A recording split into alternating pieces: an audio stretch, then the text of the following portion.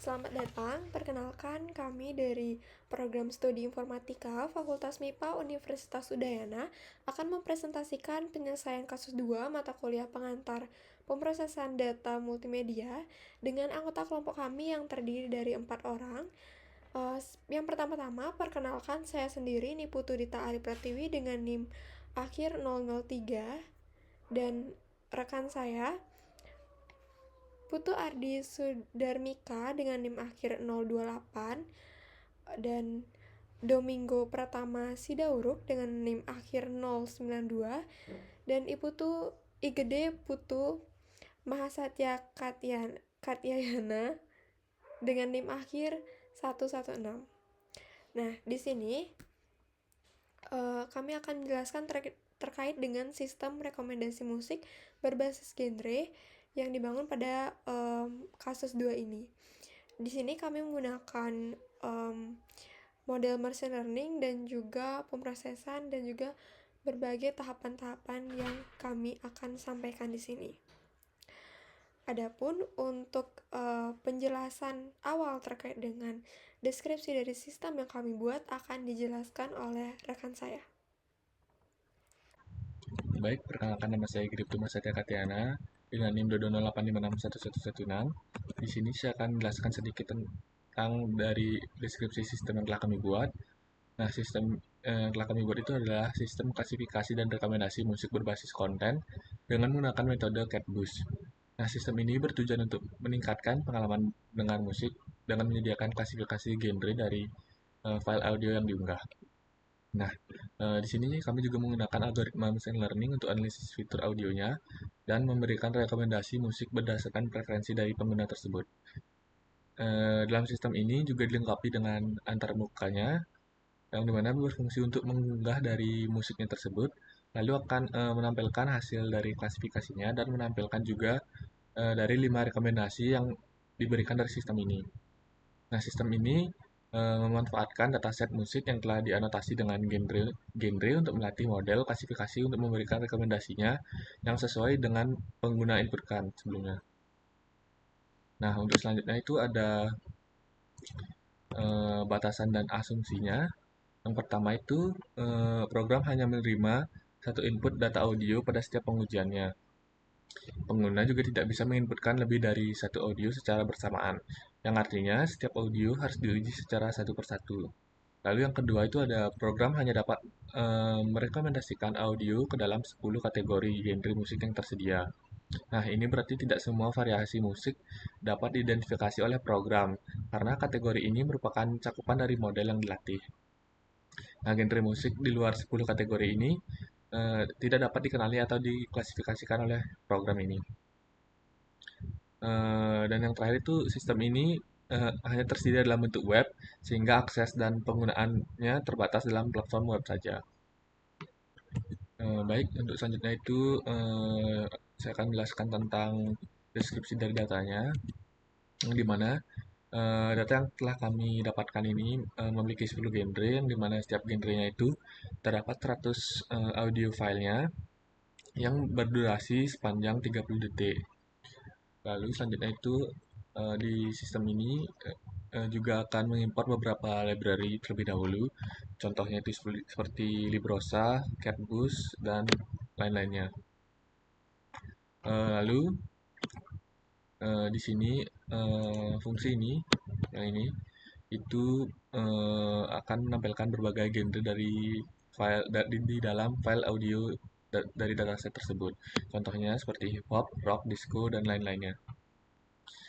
Nah, selanjutnya itu dari EDA audio filenya ini akan memvisualisasikan gelombang audio yang berbeda untuk setiap genrenya. Yang pertama itu di sini ada file dari ada genre blues yang dimana di sini akan memuat dan menampilkan informasi tentang file audionya, yaitu di sini ada file blues .000.wav.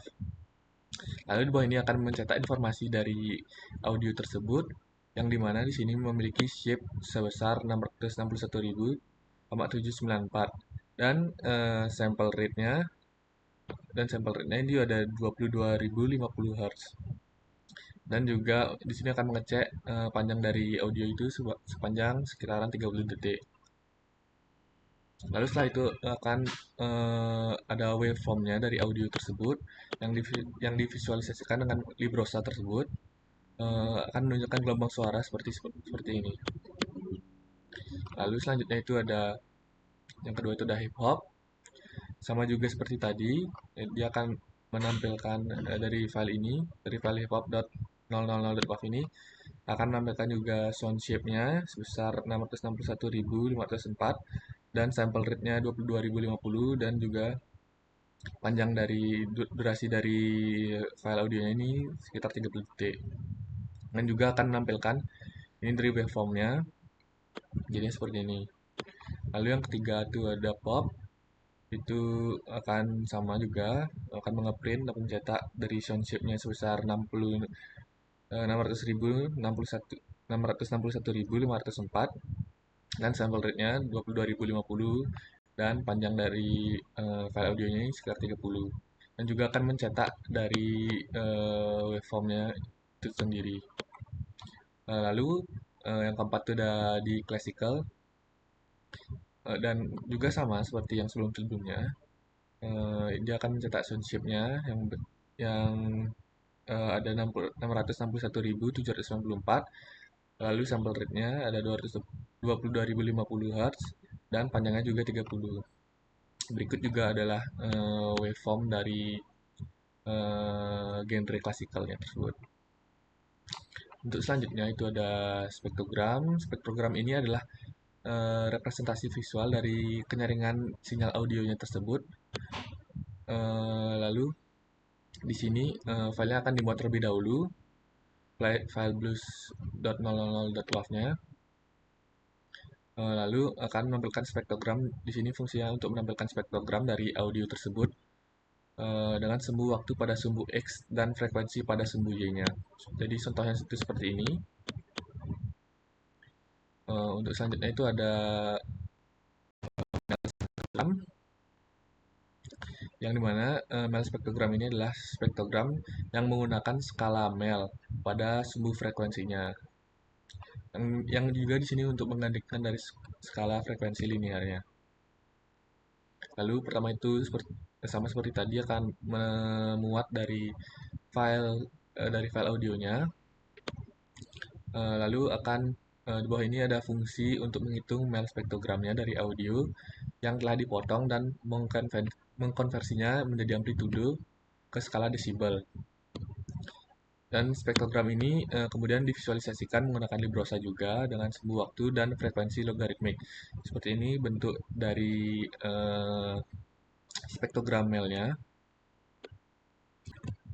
Baik, untuk selanjutnya itu ada spektral centroidnya, yang dimana di sini menunjukkan di mana pusat massa dari suara itu berada dan dihitung sebagai rata-rata dari frekuensi yang ada di dalam suara tersebut.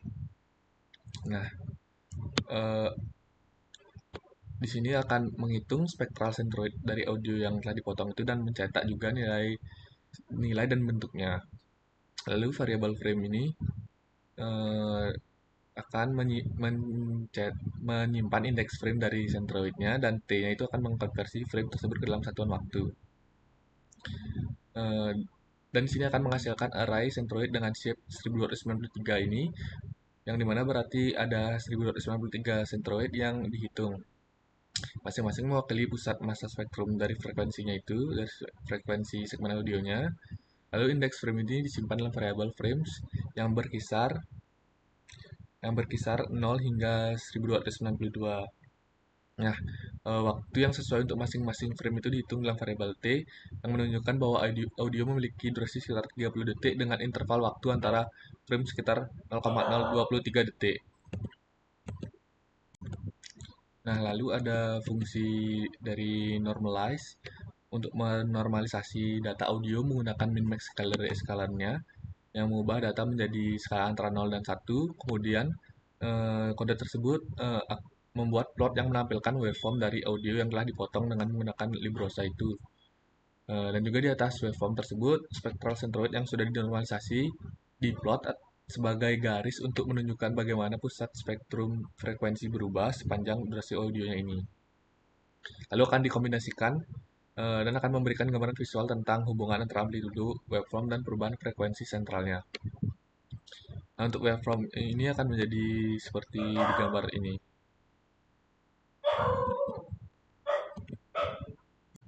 Nah, untuk selanjutnya itu ada mel frekuensi central coefficient-nya, yang dimana ini adalah seperangkat fitur kecil yang secara ringkas menggambarkan bentuk keseluruhan dari cangkang spektral ini. Nah, ini akan memodelkan karakteristik suara manusia.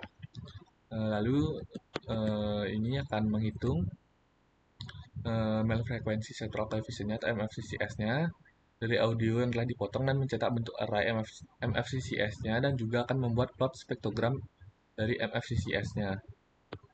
Ini adalah bentuk dari spektrogramnya. Lalu juga di sini akan melakukan fitur scaling pada MFCCS dan menghasilkan seperti di bawah ini. Dan juga akan membuat visualisasinya yang menampilkan spektrogram MFCCS dengan sumbu waktu pada sumbu X-nya. Baik, untuk selanjutnya itu ada yang terakhir itu ada chroma frekuensi. Yang dimana di sini itu akan menghitung chromagram dari audio yang dipotong dengan hop length-nya sebesar 5000. Lalu chromagram ini adalah representasi dari distribusi energi frekuensi pada komponen nada atau pitch classes dalam rentang waktu tertentu. Nah, di sini juga akan menampilkan dari chromagram tersebut, dan bentuk chromagram ini yang dicari ini akan menunjukkan bahwa chromagram tersebut memiliki 12 baris dan 133 kolom, seperti yang bisa juga dilihat dari gambar chromagram ini. Sekian yang dapat saya sampaikan, untuk selanjutnya akan dijelaskan oleh rekan saya. Terima kasih. Oke, selanjutnya ekstraksi fitur. Ekstraksi fitur ini fungsi ekstraksi fitur ini bertanggung jawab untuk mengekstrak beberapa fitur audio. Adapun beberapa fiturnya seperti spectral centroid, yaitu spectral centroid ini mengukur frekuensi rata-rata bobot dari spektrum. Lalu ada onset strength. Onset strength ini digunakan untuk mengukur perubahan dalam spektrum. Lalu RMS energy digunakan untuk mengukur kekuatan sinyal audio. Lalu zero crossing rate menghitung berapa kali sinyal melintasi sumbu nol. Lalu spectral contrast mengukur perbedaan antara titik puncaknya gelombangnya dan titik paling rendahnya di spektrum frekuensi. Lalu ada spectral bandwidth digunakan untuk mengukur lebar pita frekuensi. Lalu spectral flatness mengukur kehalusan atau ketajaman spektrum frekuensi. Lalu spectral off itu digunakan untuk yaitu frekuensi di mana sebagian besar energi spektral terkandung. Misalnya biasanya tengah-tengah. Lalu ada ekstraksi MFCC ini yang akan digunakan nanti. Lalu ada ekstraksi tempo yang digunakan untuk mengukur kecepatan atau ritme dari musiknya.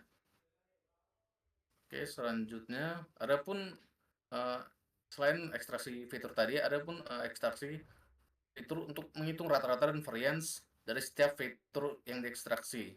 Lalu fitur ini kemudian akan disimpan. Oke, selanjutnya.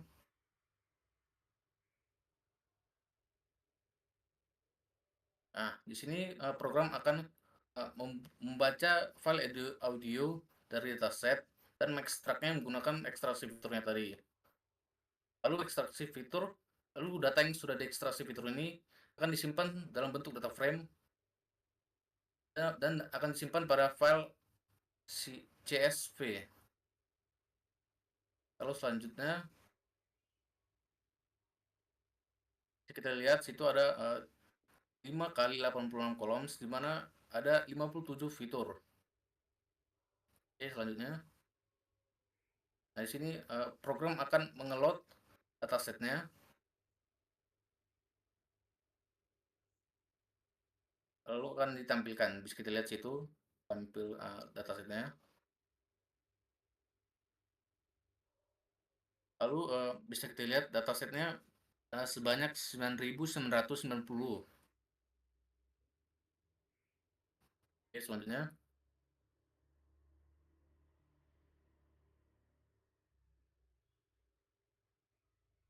Selanjutnya. Selanjutnya.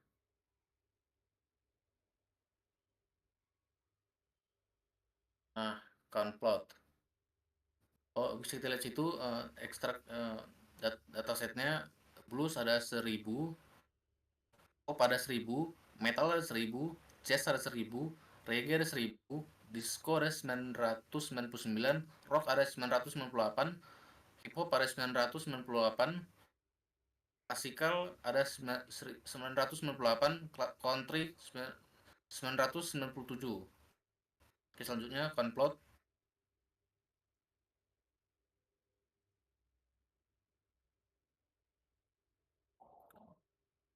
Eh, Berikut bisa kita lihat situ konplotnya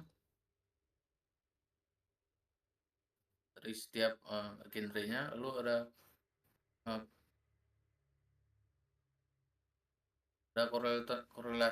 correlation matrixnya, bisa kita lihat situ. Oke, eh, ada selanjutnya ini heat map. Heat map ini merupakan visualisasi yang digunakan untuk membantu kita memahami korelasi antara berbagai fitur yang diekstraksi tadi. Nah, programnya akan menghitung korelasi untuk semua fitur, kemudian divisualisasikan dalam bentuk gambar. Di bawah kita lihat situ ada gambar dari visualisasi mapnya. Terus selanjutnya box plot. Box plot ini merupakan visualisasi yang menunjukkan distribusi tempo untuk setiap genre musiknya. Kita lihat berikut gambarnya. Nah, adapun box plot ini adapun visualisasi box plot untuk beberapa fitur-fitur ekstraksi tadi seperti roll off min, zero crossing rate min, chroma staff min, dan lain sebagainya.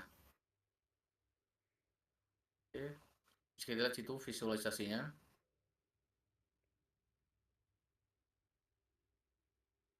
Nah, ini pair plot. Pair plot ini digunakan untuk menunjukkan hubungan antara beberapa fitur yang dipilih. Kita lihat situ gambar-gambarnya.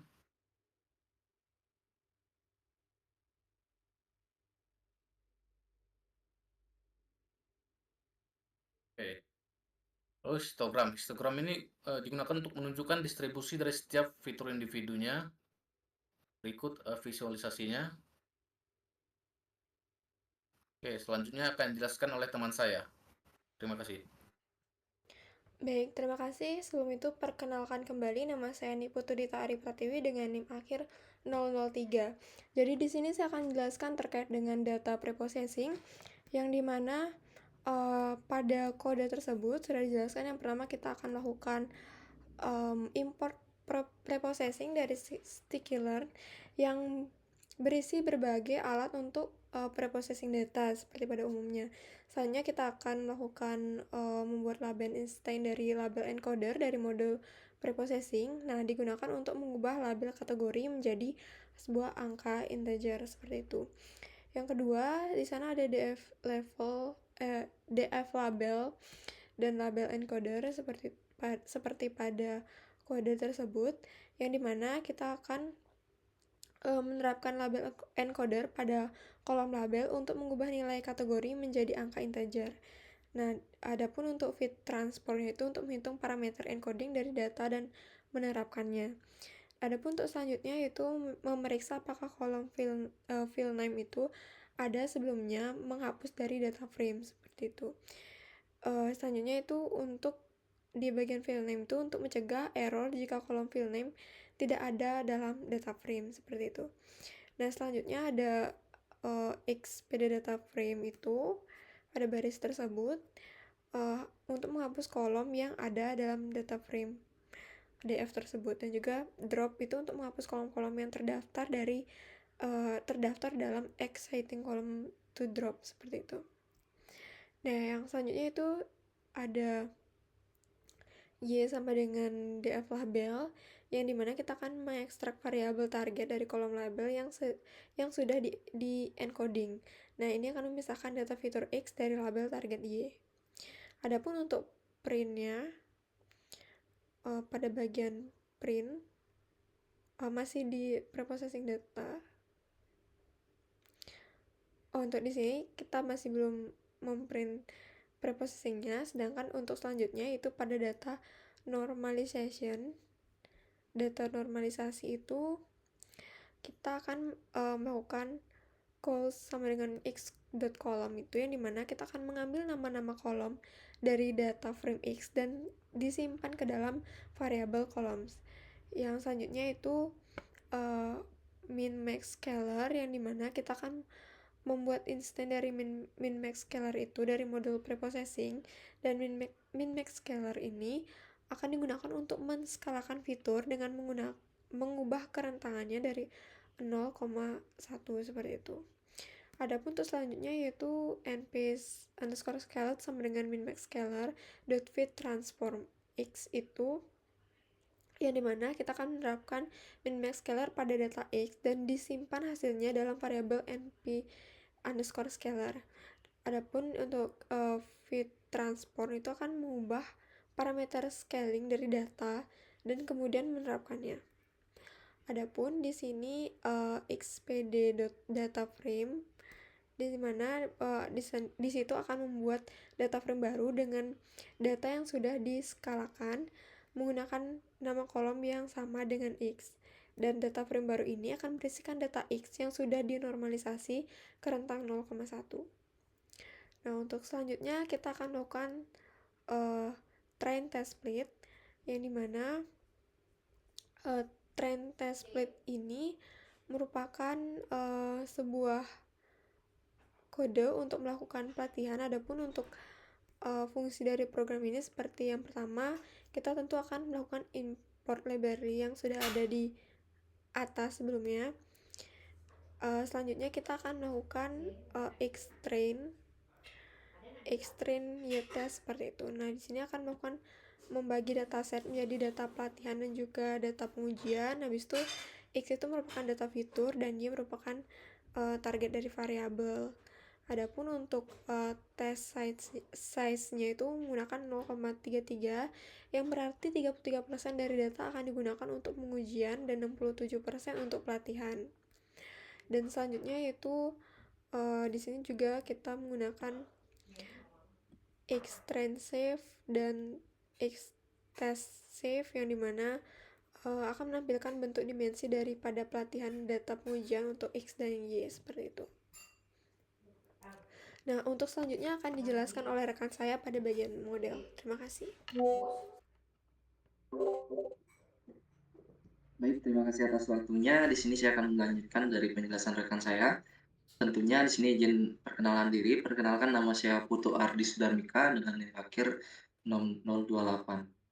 Di sini saya akan menjelaskan dengan pada bagian modeling dari instruksi fiturnya, yang dimana tentunya di sini kami menggunakan beberapa modeling. Tentunya yang pertama itu ada pada bagian modeling, yaitu ada yang pertama itu ada logistic regression, yang dimana di sini kami menggunakan LG logistic regression dengan random state 0 solver LBFGS multi-class multinomial, yaitu mark listernya itu berjumlah 1000, yang dimana di sini model aksesnya itu logistic regression mendapatkan akurasi sebesar 0,68, jadi 68 akurasi. Nah, setelah mendapatkan akurasi seperti ini, di sini kami juga menampilkan dari tergapnya yang dimana seperti ini, dan visualizer dari beberapa genre yang ada, tentunya ada dari genre cost-nya itu ada genre blue, classical, country, disco, hip hop, jazz, metal, pop, reggae, dan rock. Yang dimana di Splicer Fit-nya ini bakal di X-nya di train, Y-nya juga di train. Jadi mendapatkan seperti gambar yang sudah tertera, itu Rock of Class Blue-nya itu 096, Rock of Class Classical-nya itu 099 dan seterusnya. Nah, di sini ini grafnya ini menunjukkan true positive rate-nya dan yang paling bawah ini false positive rate-nya, di benar salahnya. Yang kedua itu pada tahap modelingnya kami menggunakan net bias yang dimana sama prosesnya seperti tadi, net bias yaitu NB sama dengan Gaussian NB yang dimana dari fitur net biasnya sendiri. Nah, model actionnya itu net bias yang dimana dalam net bias ini mendapatkan akurasi sebesar 52 yang dimana 0,15. Jadi akurasinya itu lebih rendah dari akurasi akurasi dari logistic regression-nya, yang dimana di sini sama seperti tadi menampilkan video grafnya dan di visualizer request-nya juga sesuai jumlah genre yang ada, X-nya juga di train, Y-nya juga di train, for X test dan Y-nya juga di tes, yang dimana hasilnya seperti ini lebih rendah daripada logistic regression-nya. Nah, untuk yang ketiga itu kami menggunakan decision tree yang dimana pada tahap decision tree ini tentunya sesuai dengan modelnya yaitu tree sama dengan decision tree classifier, yaitu model access-nya itu tree decision tree. Mendapatkan akurasi 64 meningkat dari uh, apa namanya? Meningkat dari logistic regression-nya.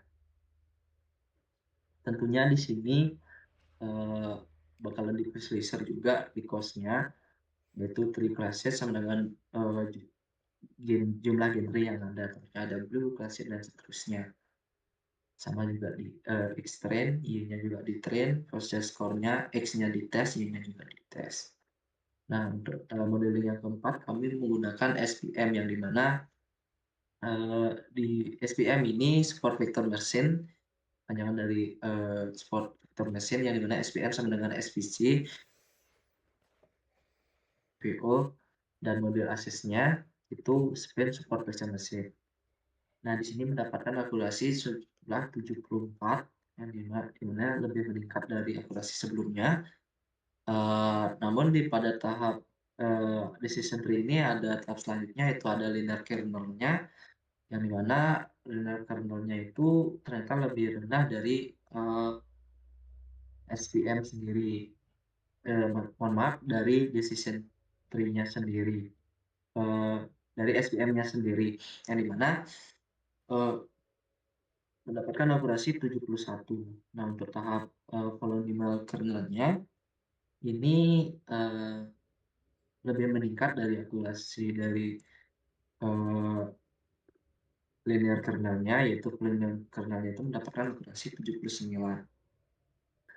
Nah, untuk tahap yang kelima itu kami menggunakan KNN, yang dimana di sini yaitu KNN sama dengan Netboard Classifier dengan Netboard sama dengan 19.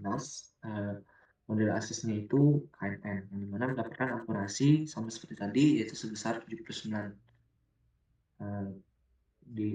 Untuk tahap ini di visualizer genre yang ada dan di trend dan di tes. Untuk tahap selanjutnya itu pada proses modeling kami menggunakan random forest classifier yang dimana di sini pada tahap menggunakan modeling random forest classifier akurasinya meningkat, itu menggunakan forest sama dengan random forest classifier estimator 1000, max depth-nya 10, random state-nya 0, dan model hasilnya Virus random forest. Di sini mendapatkan akurasi, bisa dilihat mendapatkan akurasi random forest 0,81. Nah, untuk tahap yang terakhir pada modeling di sini kami menggunakan chatbot yang dimana chatbot ini yaitu model yang terakhir ternyata akurasinya itu lebih meningkat ketimbang menggunakan modeling yang sebelumnya. Tentunya di sini ada CBR, CBC sama dengan CB chatbot classifier bitbox sama dengan 0 dan eval matrix di eval matrix yang ada itu akurasinya dan loss fungsinya itu multi class, model asetnya seperti tadi yaitu catbox classifier yang dimana di sini mendapatkan akurasi sejumlah 90, yaitu lebih besar dari akurasi yang sebelumnya. Nah, di sini maka dari itu base model yang kami dapatkan itu yaitu sebesar 90, yaitu menggunakan modeling dari chatbot-nya, chatbot-nya maksudnya. Yang dimana final modelnya itu train dari chatbot, habis itu different, habis itu compression matrix-nya. Nah, jadi kami dapat simpulkan bahwa akurasi yang paling tinggi itu yang didapatkan itu dari chatbot sebesar 90 untuk klasifikasi genre musik, 10 genre musik yang ada.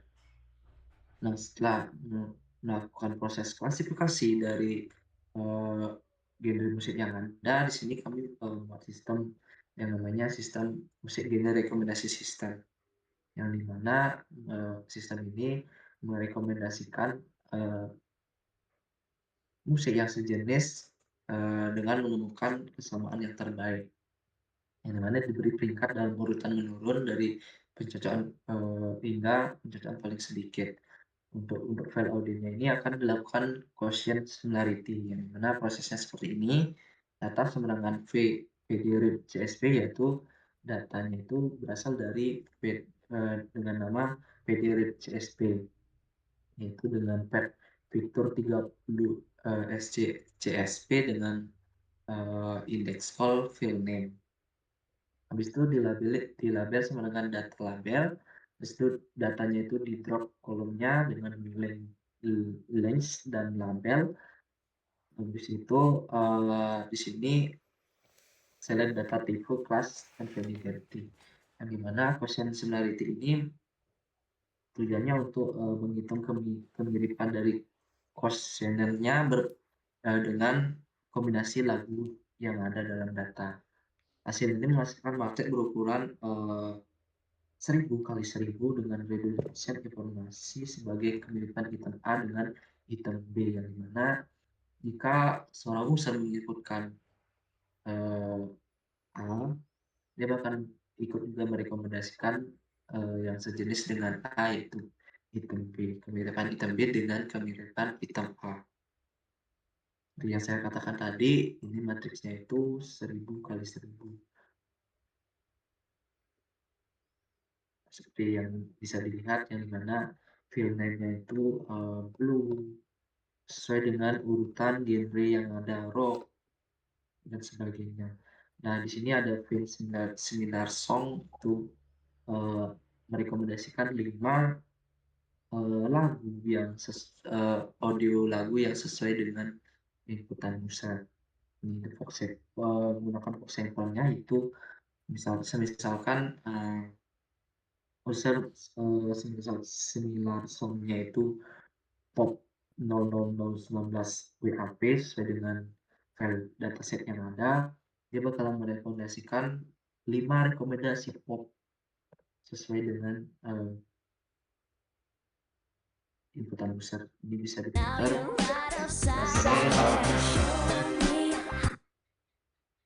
Seminar song match nomor 1 itu seperti ini. Jadi genrenya itu bisa dipastikan itu sesuai dengan rekomendasi yang dikasih. Nah, untuk yang ini untuk sampel popnya. Dan untuk selanjutnya itu ada sampel metal, yang dimana sama seperti prosesnya tadi, user menginputkan metal 0002 dan sistem merekomendasikan beberapa lagu metal yang ada seperti ini. Misal inputkan lagu seperti ini. 9 song mix nomor 1 itu yaitu yang direkomendasikan paling awal itu lagunya seperti jadi bakal pastikan sama seperti proses yang tadi juga metal, jazz, blues dan rock dan sebagainya itu akan merekomendasikan sama seperti tadi. Mungkin mengenai sistem rekomendasi yang ada sekian. Untuk selanjutnya implementasi dari di sini kami menggunakan implementasi FPG yaitu dari web Streamlit yang akan dijelaskan oleh rekan saya. Untuk selanjutnya saya serahkan kepada saya. Terima kasih.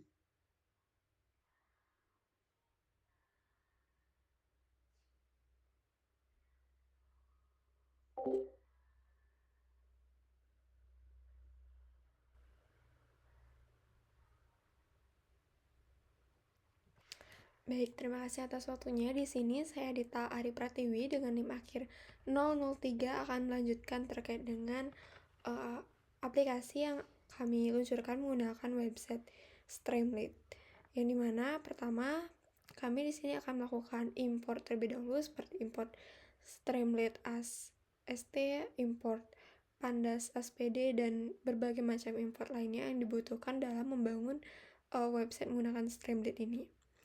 Selanjutnya yaitu membuat fungsi untuk memuat data, yang dimana di sini kita akan menuliskan seperti data, change data, habis itu ada fungsi untuk melakukan load data, dan juga di sini kita akan menampilkan terkait dengan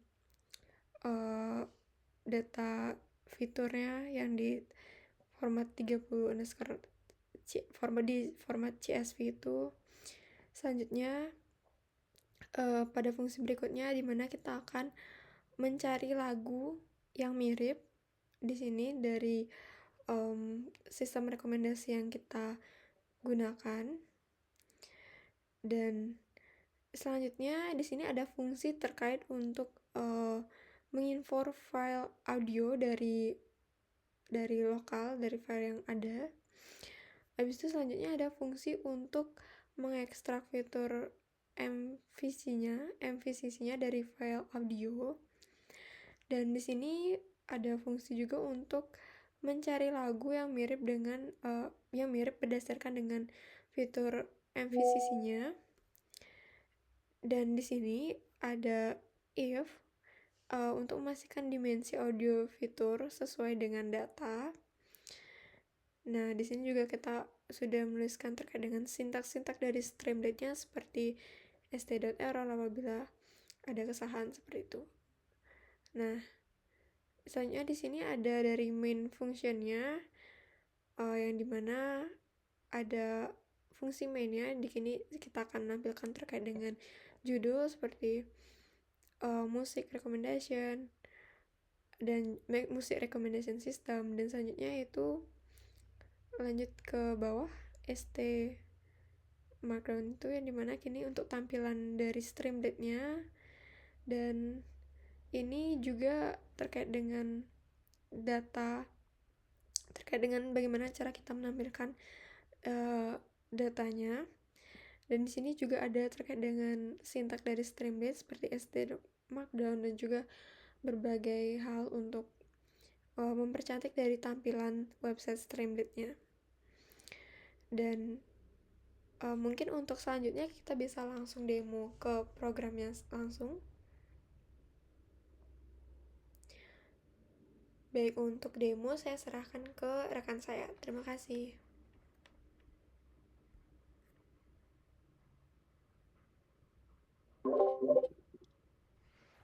Baik, terima kasih atas waktunya. Di sini saya jadi melanjutkan untuk pendemoan yang dimana sesuai dengan sistem yang dijelaskan dari rekan saya. Ini ada dengan seperti yang pertama tadi, ada judul dari websitenya itu Music Recommendation System Based on Genre. This application represent song with the genre similarity. di mana di sini inputannya itu ada kosong to Messenger Song, yang di mana di sini kami beberapa data sini sudah dimasukkan.